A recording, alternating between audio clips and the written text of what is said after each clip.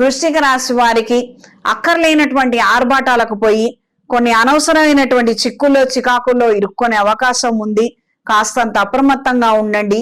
మీ బాధ్యత ఎంతవరకో మీరు అంతవరకు ఉంటే చాలు. అంతకు మించి మీరు ఒక నిమిషం అక్కడ ఉండాల్సిన అవసరం లేదు. ఇది గ్రహించి దీనికి అనుకూలంగా మీరు ప్రణాళికలు వేసుకోగలిగితే అన్ని విధాలా మంచిది. సభా సమావేశ ఏర్పాట్లు ఘనంగా చేయగలుగుతారు. ఆధ్యాత్మిక కేంద్రాలలో మంచి పట్టు కలిగినటువంటి వ్యక్తులతో పరిచయాలు ఏర్పడతాయి. మంచి పరిస్థితికి మంచి స్థాయికి చేరుకోగలుగుతారు.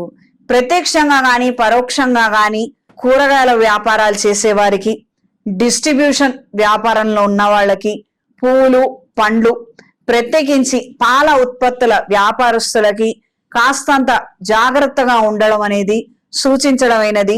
ఉరుమురిమి మంగళం మీద పడ్డట్టు బయట జరుగుతున్నటువంటి కల్తీరు, తద్వారా వచ్చేటువంటి ప్రమాదాలు, ఆ కంపెనీలు ఆ ఈ స్కేల్ అంతా కూడా వదిలేసి ఏదో మనం పంపించే 2-3 ట్రాలీలు 4-5 క్యాన్లు వీటనకాల పడడము, మనమేదో చాలా భారీ ఎత్తున పెద్ద స్థాయిలో ఏదో ఇబ్బందులు చేస్తున్నాము, డూప్లికేట్లు చేస్తున్నాము, అవేవో రసాయనాలు ఇవేవో వాడుతున్నాము అని చెప్పనని మనల్ని కాసేపు అంత కూర్చోబెట్టడము, మనల్ని ఇంట్రాగేషన్ చేయడము, ఏవైనా ఎంక్వైరీలు చేయటము, చలాన్లు, ఈ రకమైనటువంటి వాతావరణం కాస్త స్వల్పంగా కనిపిస్తోంది.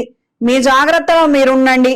మీ యొక్క ప్రవర్తనలో కావచ్చు, మీ యొక్క పద్ధతుల్లో కావచ్చు కొద్దిగా మంచితనంతో మీరు ఉండగలిగితే అన్ని విధాలా బాగుంటుంది. అంటే ఇదేదో నిర్లక్ష్యం చేసేది కూరగాయలు పాలు వేరేవి పెద్దవైతే పర్వాలేదా ఇవి కాదా అని కాదు నా ఉద్దేశము.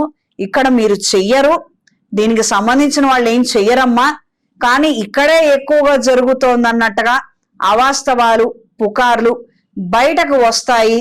తద్వారా ఎవరైతే చిన్న చిన్న రైతులు ఉన్నారో, చిన్న చిన్న డిస్ట్రిబ్యూషన్ కి సంబంధించిన వాళ్ళు ఉన్నారో, ఈ డిసిఎంల మీద చిన్న చిన్న ట్రాలీలలో అమ్ముకునే వాళ్ళు ఉన్నారో, వీళ్ళు లెక్కలేనంత ఇబ్బంది పడడము, వీళ్ళు పడే బాధకి మనం వెలకట్టలేనటువంటి స్థితిలో ఉండొచ్చు. అందుమూలంగా ఈ విషయం తెలియజేయడం అనేది జరిగింది. ఎవరైనా మీరు కావచ్చు, మీకు సంబంధించిన వాళ్ళు ఎవరైనా ఈ యొక్క మార్గంలో ఉంటే ఖచ్చితంగా వాళ్ళకి తెలియపరచండి. కొంతకాలం మనం జాగ్రత్తగా ఉండగలిగితే అన్ని విధాలా మంచిది. ఈ వారం స్త్రీలకు నూతన అవకాశాల కోసం చేసే ప్రయత్నాలు అంతంత మాత్రంగా ఉంటాయి.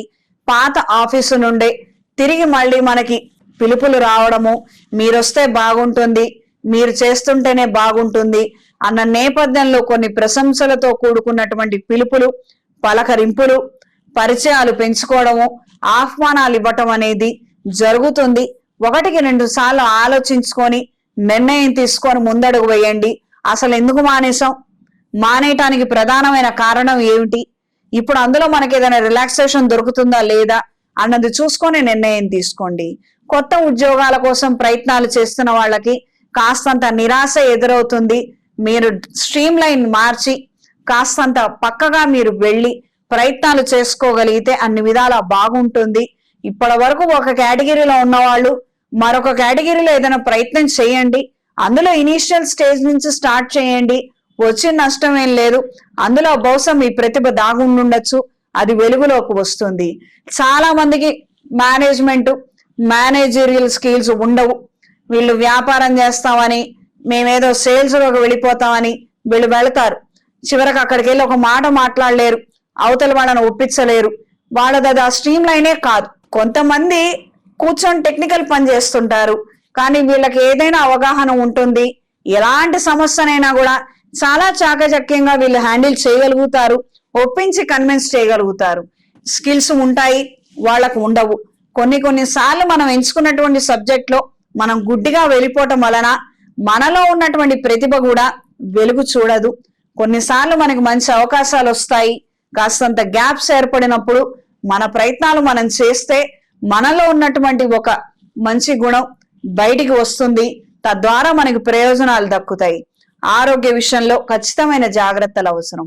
ఈ వారం వృశ్చిక రాశి వారికి కలిసొచ్చే రంగు నీలం, కలిసొచ్చే దిక్కు పడమర, కలిసొచ్చే సంఖ్య 6. ప్రతిరోజు ప్రతినిత్యం ఇంద్రాణి స్తోత్రాన్ని పఠించండి.